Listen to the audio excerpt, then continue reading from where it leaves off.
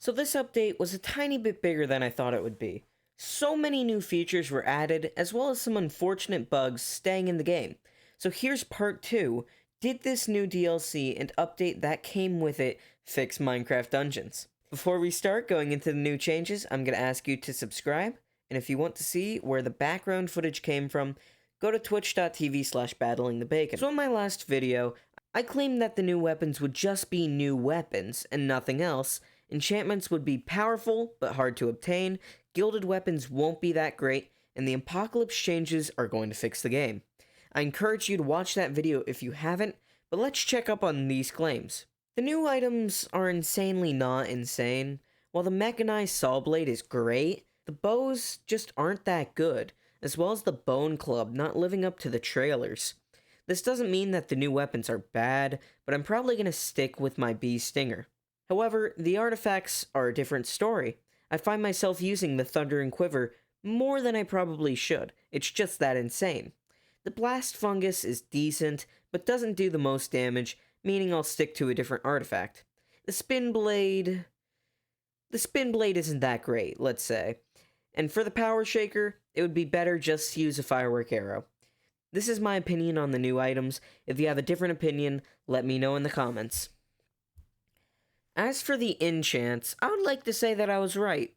The new enchants are insane, with the focus enchantments really helping to build strong sets, my personal favorite enchantment being Lightning Focus.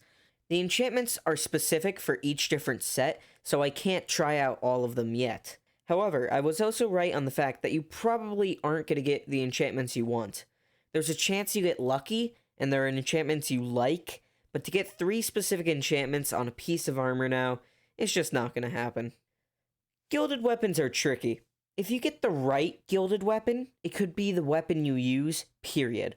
You could get up to 5 different enchantments with gilded weapons, 3 from enchantments, 1 from unique, and 1 from gilded, meaning that you could get that much stronger. So I was very wrong in this matter, because gilded weapons are insane, and will completely change Minecraft Dungeons by hopefully making it a bit more fun to get the very best weapon. Aside from gilded weapons, the ancient hunts that go along with the gilded weapons are on a whole nother level. I had so much fun the first few ancient hunts that I did. I cannot wait to do more. The only downside is when you lose 4 uniques for a garbage gilded, but the experience is worth it. What's better are the ancient mobs. This is a quick spoiler. If you want to skip the spoiler, tap the right side of your screen 2 times. I had no idea that there were going to be special mobs, and not just normal mobs with a yellow glow around them. That was a nice surprise that Mojang should keep on doing. I want to see more stuff like this. To finish off my claims, the Apocalypse fixes were needed. Now when I play the game, there's a challenge to be had, one where I can't be stupid about my health, and I find myself being more strategic with my movements, enchantments, artifacts, and more. To say less, thank you Mojang for fixing this. The game is now playable. So that's what I expected to happen. Let's see what else happened. In the patch notes, we are told of many fixes, buffs, and debuffs that happened to most of the weapons that I thought were once pretty useless.